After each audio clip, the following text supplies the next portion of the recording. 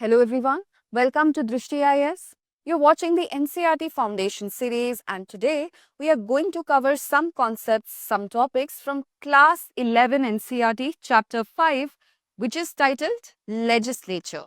So today we will be covering a couple of concepts from your chapter 5 of class 11 NCERT and the chapter is titled Legislature. So without further ado, let's plunge right in and begin with the previous day question. The question asks, the governor of a state differs from the president of India because. What the question is trying to ask you is to find a unique feature or a function that is unique to the governor of the state that the president of India perhaps does not possess.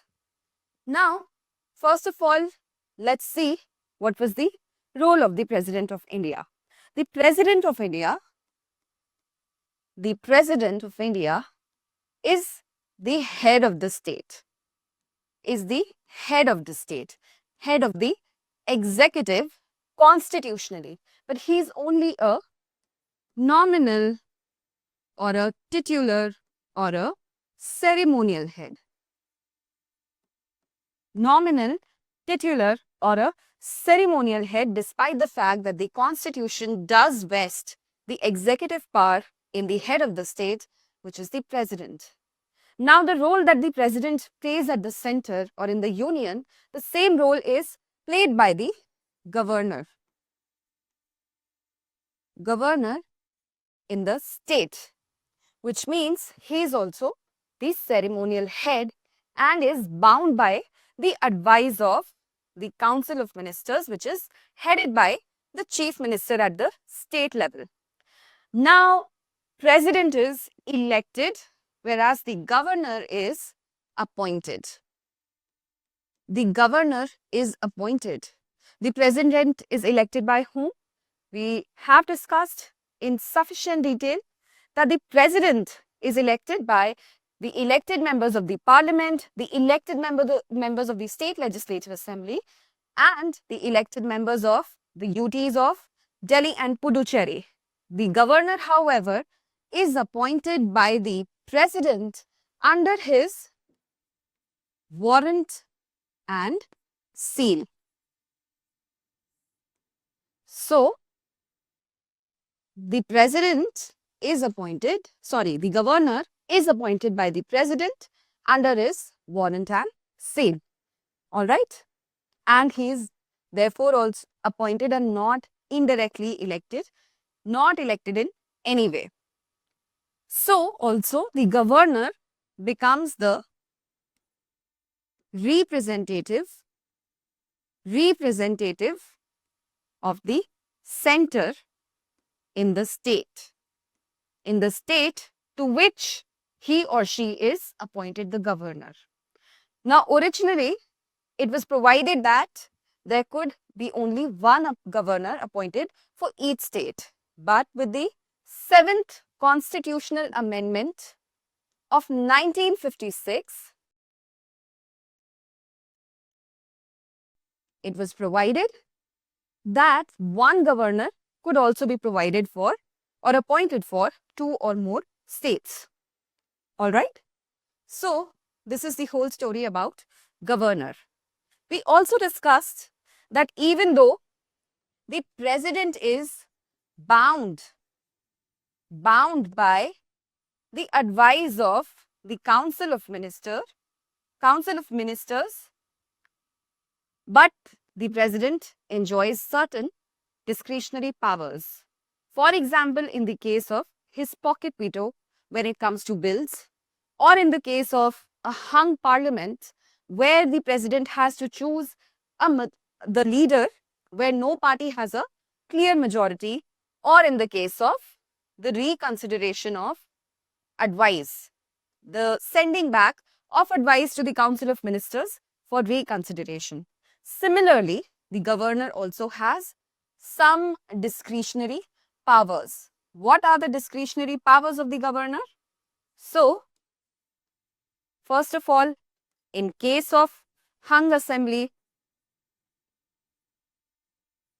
when there is no clear majority party, the governor exercises a function similar to that of the president and appoints a leader as the prime minister whom he or she deems fit to run the government. All right. Now, another function or another discretion with the government is that the government can reserve, the governor can reserve certain bills for the president's consideration. So this is another discretion that lies with the governor. And finally, the discretion to impose the president's rule. The discretion to impose the president's rule under Article 356 is another discretionary power that lies with the governor. So we know that the governor is actually a link between the center and the states, and therefore the governor is a key to the quasi-federal structure of the Indian polity. Now, with all this background in mind, let's try to arrive at the answer. The governor of a state differs from the president of India because a governor has no discretionary powers. We discussed a few moments ago that the governor has a few discretionary powers.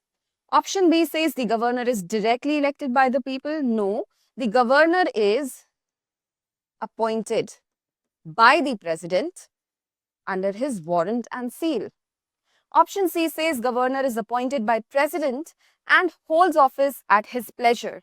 So yes, holding office at his pleasure is also important, which means that the governor can be removed by the president, all right, at his pleasure. Whereas the president is elected for a 5-year term, there is no provision for a fixed term for the appointment of a governor. Therefore, option C is the correct answer. Let's move on to the next question. Consider the following statements about the Parliament of India. So we have studied in bits and pieces in the previous videos about the Parliament of India and how the Parliament of India comprises of the Lok Sabha and the Rajya Sabha. Now, let's look at statement 1. It exercises constituent powers similar in both houses. Now here, we are looking at a keyword, constituent powers. Now we are talking about the parliament, and parliament is the legislative body, or at least the main legislative body of our country. All right. So its main function is that of lawmaking. However, other than lawmaking, a parliament exercises various other functions as well. For example, it exercises representative functions in the sense that it represents views, opinions, aspirations of people from different communities, different backgrounds, different genders, all right, different states, different regions. So that is one function. Another function is basically electoral function.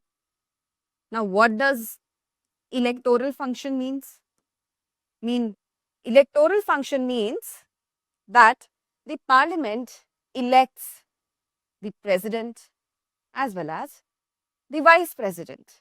So it does exercise electoral functions as well. All right.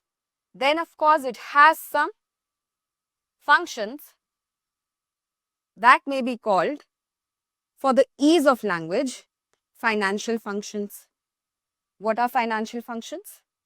Functions regarding, let's say, the financial passing of the financial annual statement, annual financial statement, or the budget, passing of the appropriation bill, passing of any of the taxes, If the government wants to introduce a tax law, then it has to be passed by the parliament. Then, of course, it also has judicial functions. Why judicial functions? Because it is dealing with the impeachment of the president, the removal of the vice president. So, we are dealing with impeachment of the president, removal of the vice president, along with the impeachment of the judges of the Supreme Court, among others, right? So, the parliament also has judicial functions. So, other than its main function, which is that of lawmaking, which is also delegated to the bureaucracy. All right, basically, even the detailed document are framed by the bureaucracy. But we can see that the parliament is not restricted to this. It has various other functions as well. All right. So, with this, let's try and look at what our question was asking. First, it exercises constituent powers. So, of course, this is the function that I had to tell you about. Let's go back. So, now that we've discussed all these functions, let's come to the function that is the demand of the question, which is constituent function. What does constituent function mean? Constituent function has to do with amending or changing the constitution. Amending or changing the constitution. What is the procedure? Do both houses get equal say? So yes, in this particular function that we are dealing with, which is the constituent powers of the parliament, what happens is that the Lok Sabha is equal to the Rajya Sabha. How? In the sense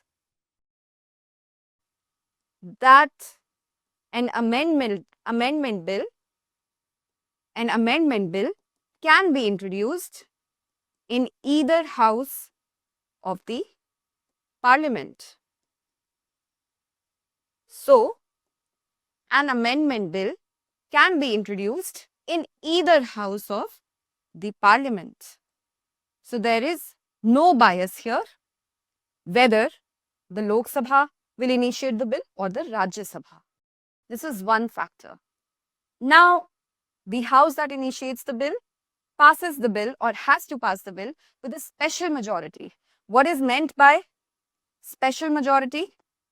50% of total membership of the house plus 2/3 members that are present and voting. So, this is your formula for special majority. Then again, the other house also has to pass the bill with a special majority. There is no provision of a deadlock, all right? So, the president has to assent to the bill. Now, with this, it exercises constituent powers similar in both houses. We can safely arrive at the conclusion that yes, it does exercise similar powers in both houses. Option 2 says its judicial powers include the removal of judges of the Supreme Court. Yes, this is also correct. We have discussed it in the judicial functions of the parliament. Of course, it also includes the impeachment of the vice president impeachment of the president as well as the removal of the vice president. Option 3 says it has no role in the election of the vice president. Now, we have discussed it in one of the previous videos that the vice president is of course elected by the members of the parliament, both elected as well as nominated. Elected as well as nominated. So, to say that the parliament has no role in the elections of the vice president is a false statement. It is a misstatement. Hence, we can remove statement 3 We can also eliminate the options that contain statement 3. And since we know that both our first two statements are correct, we know that the correct answer is option A. I hope this is clear. Which of the following statements correctly distinguishes the Indian Rajya Sabha from the US Senate? Now, what is the US Senate? US Senate is basically the US counterpart of the Indian Rajya Sabha. So, a while ago, we said how the Indian Parliament is basically comprised of the Lok Sabha and the Rajya Sabha. Similarly, in the US, it is known as the Congress. And what is it composed of? The Congress is composed of the House of Representatives, which is similar. Notice that I'm not using the term identical. I'm using the term similar in function to our Lok Sabha. And then there is the Senate. The Senate is similar in function to our Rajya Sabha. Now, we have been asked to figure out the difference or the similarity between the Rajya Sabha and the Senate. So, let's come to that. First of all, we have around 245 members, let's say, in our Rajya Sabha. We are focusing this discussion on the Rajya Sabha. We have around 245 members in the Rajya Sabha, out of which 233 are elected and 12 are nominated by the President for their distinguished contribution in the fields of literature, science, arts and social service. Now, do all states have equal representation in these 233 seats? Again, Rajya Sabha is known as the Council of States, which means, of course, it is representative of the states of the Indian Union. But do all states get equal representation? No. In the previous videos, we discussed that not all states will get equal representation, and the representation is based on population. So, where Uttar Pradesh will get quite a few seats, around 30-40 seats, Sikkim will probably get only one because of their population differences. Alright, so it is based on population. The elections are held indirectly.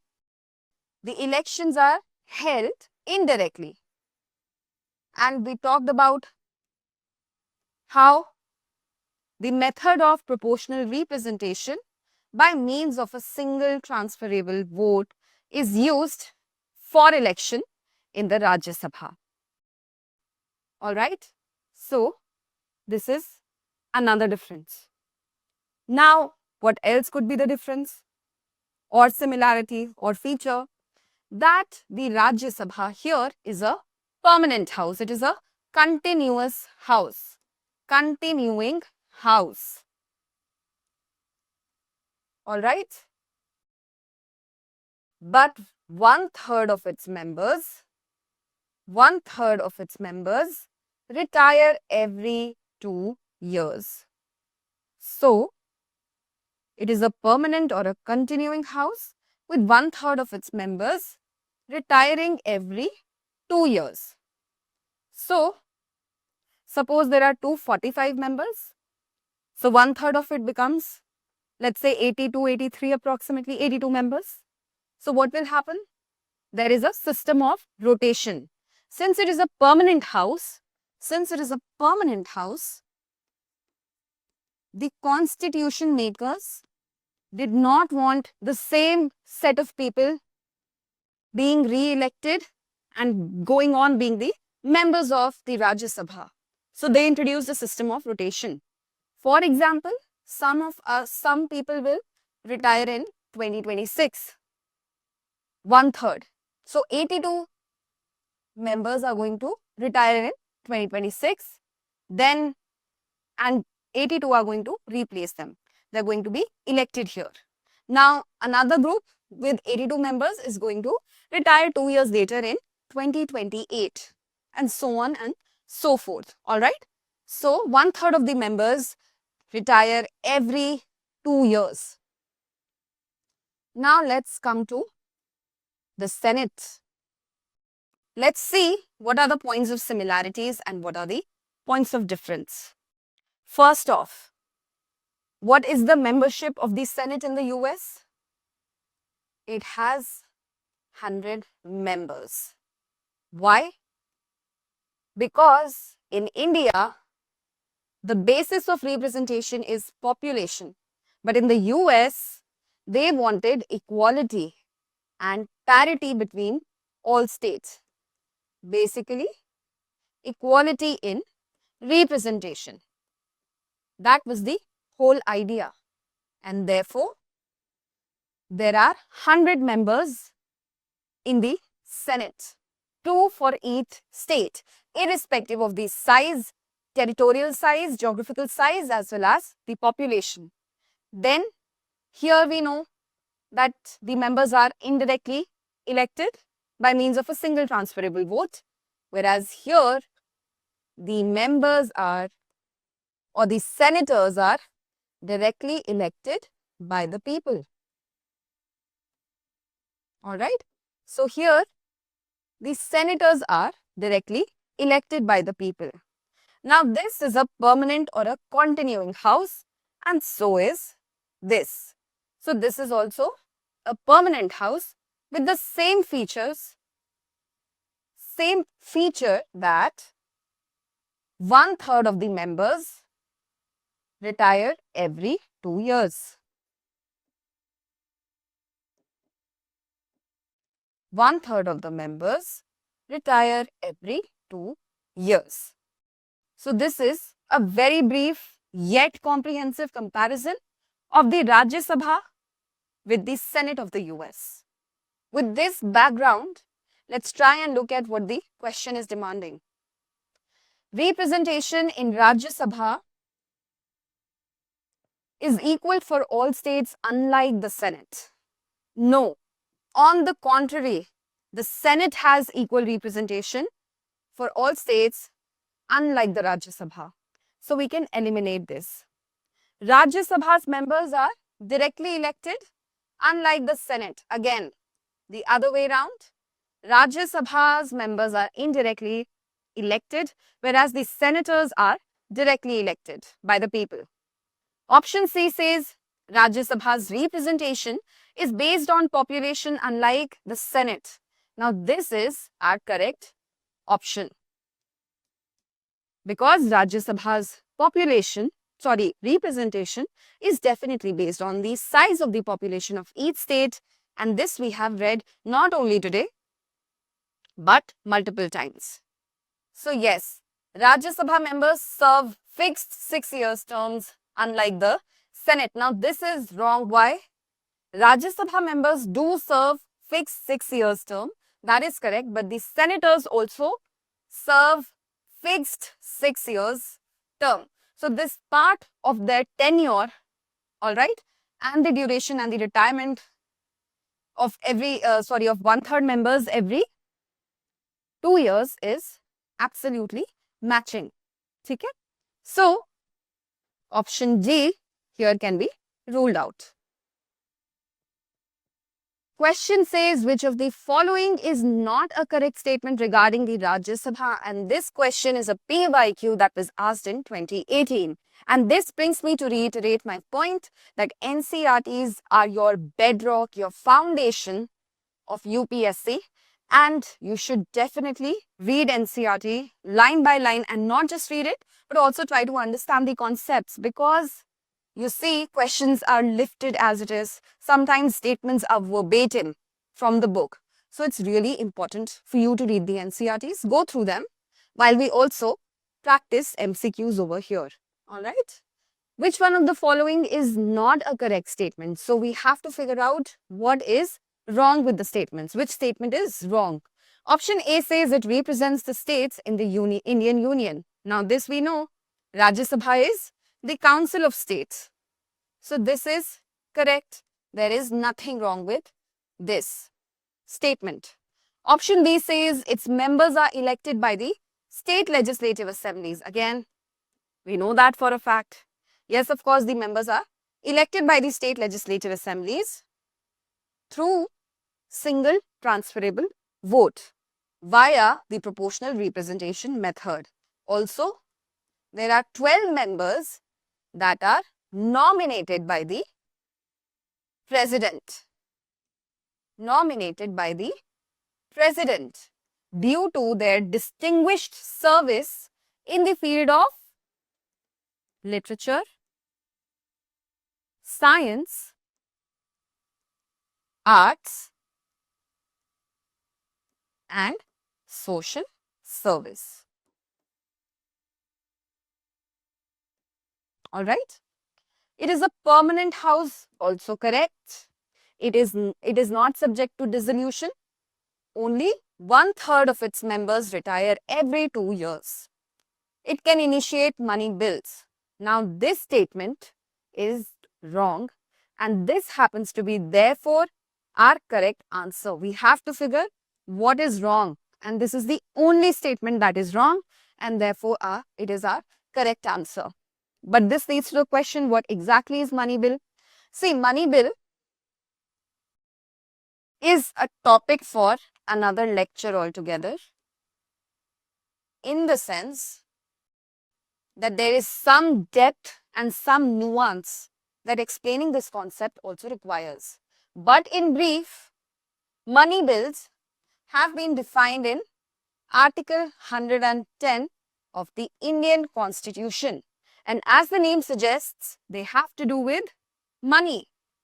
So any bill that has to do with money, meaning it has only to do with, notice the word only, to do with taxation, borrowing, or government expenditure.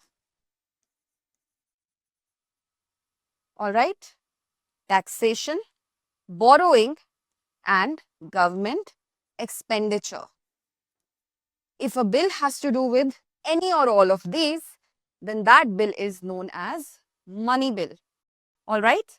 Now, there are quite a few features of the money bill. For example, if it deals solely with government borrowing. So, if the government has to borrow, let's say an amount of 5 lakh crores, 5 lakh crores from the market, then such a bill would be deemed a money bill. Or if the government has to impose a tax, the government wants to levy a tax or increase income tax. All right, increase income tax, then again it becomes a money bill. Now, it doesn't mean always that the bill will have only financial or only money related clauses. It might also have clauses that are not money related but are incidental to these clauses. All right. So, for example, and I'm explaining this to you in very simple language because like I said, this would require another 15-20 minutes video on its own. So, do let me know if you would like a video on money bills. So, for example, if a bill says that I want to collect a tax or increase a tax, plus there should be a change in ministry. How will you deem if it is a money bill or not? If this change in ministry is incidental or helpful to collect the taxes, for example, you've changed certain ministers here and there because it will aid the task of tax collection, then it will be deemed a money bill. Otherwise, this is not a money bill. All right. this is not a money bill because if it has a provision related to tax collection here and another random provision not related to the tax collection but regarding change in ministry in some other way, then this will not be considered a money bill. Now, who decides if it's a money bill or not? It is decided by the Speaker of the Lok Sabha. Speaker of the Lok Sabha decides whether the bill is a money bill or not. Which house can initiate or introduce the money bill? Are both houses having similar powers? So here again the answer is no, and the money bill can be introduced only in the Lok Sabha with the prior permission of the President. All right? With the prior permission of the President, which also means incidentally that the President will have to assent to the bill because the bill was introduced with his or her permission in the House. Now what happens? Once the bill is passed in the Lok Sabha, it is transmitted to the Rajya Sabha. Can the Rajya Sabha keep this bill for as long as it wishes? No. The Rajya Sabha has to respond within 14 days. What can be the response of Rajya Sabha? Can it reject the bill? Can it amend the bill? Or can it make recommendations? So here again, the Lok Sabha is seen to be superior or more powerful. All right?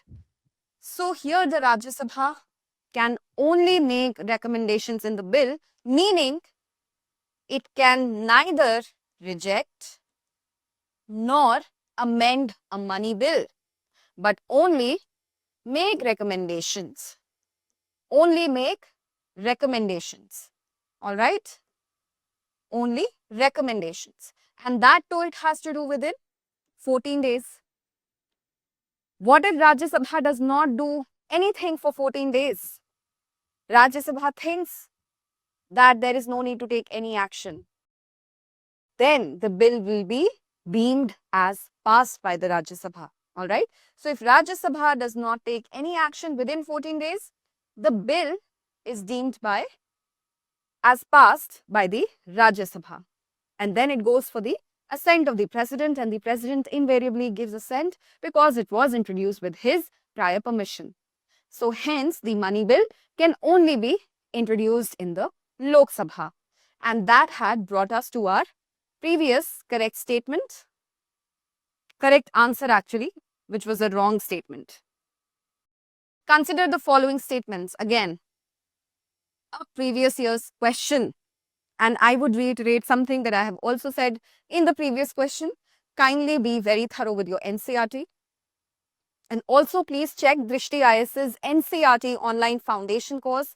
I have repeated several times, like a broken record, that NCERTs form the groundwork or the foundation of your UPSC preparation. There is absolutely no better source to lay your groundwork. Kindly check out Drishti IS's course and you will figure that things are and the concepts are clarified for you with 2 years validity and over 150 classes. So that is a very good deal. And also, if you purchase the NCERT online course and then get yourself enrolled for the IAS-GS foundation course in any of the offline centers, notice here the word offline. Then you'll get a fee waiver equivalent to amount that you paid for the NCERT online course. So kindly go check it out. Consider the following statements. 1. The Rajya Sabha has no power to reject or amend a money bill. Just moments ago, we discussed this. The Rajya Sabha can neither reject nor amend the money bill, but can only make recommendations within 14 days. Within 14 days. So, this statement is Correct. Statement 2 says Rajya Sabha can suggest amendments to a money bill. So absolutely it can make recommendations, it can suggest amendments, but it is only limited to suggestions and not the actual power to amend. So this again is correct. Therefore option C is our correct answer. Now, Rajya Sabha has equal powers with Lok Sabha, again a PYQ. So one chapter and this is just one small topic where we are barely focusing on Rajya Sabha, and that one topic can yield unlimited questions, practically speaking. So option A says the matter of creating all new all India services. So Rajya Sabha has equal powers with the Lok Sabha in the matter of creating new all India services. Now, in one of the previous videos, we had discussed that any new all India services can be created under Article 312 only if the Rajya Sabha approves with a majority or with a resolution of 2/3 of members present and voting. Alright, so new all India services can be created under Article 312 only if Rajya Sabha approves such a resolution with a 2/3 majority of members present and voting. Here we can see a clear superiority of the Rajya Sabha. So of course, here there are no equal powers. Option B says amending the constitution. We discussed while we were discussing the constituent powers.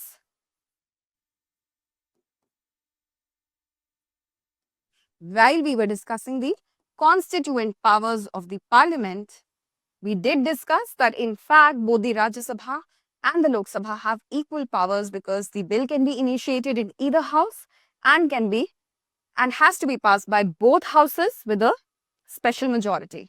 So this happens to be our correct answer. Option C says the removal of the government. Again, no. This becomes the prerogative of the Lok Sabha. Why? Because the executive is responsible to the legislature in the sense that the Council of Ministers is responsible to the Lok Sabha. And option D, and collectively responsible, that too. Option D says making cut motions. Now this is again a parliamentary device that can be exercised by the Lok Sabha. Alright, budgetary motions, financial controls, etc. In this case, Lok Sabha is more powerful. The cut motion has to do with a budget cut or cut in any of the parliamentary grants. Alright, so this here, Lok Sabha in this case is more powerful. So, option B happens to be our correct answer. And this for you is today's practice question. So, if you found today's session fruitful, kindly let me know in the comments and we'll continue to study more concepts with more of these videos. Please send me your answers to this question in the comments section and please like, share and subscribe, and thank you for watching.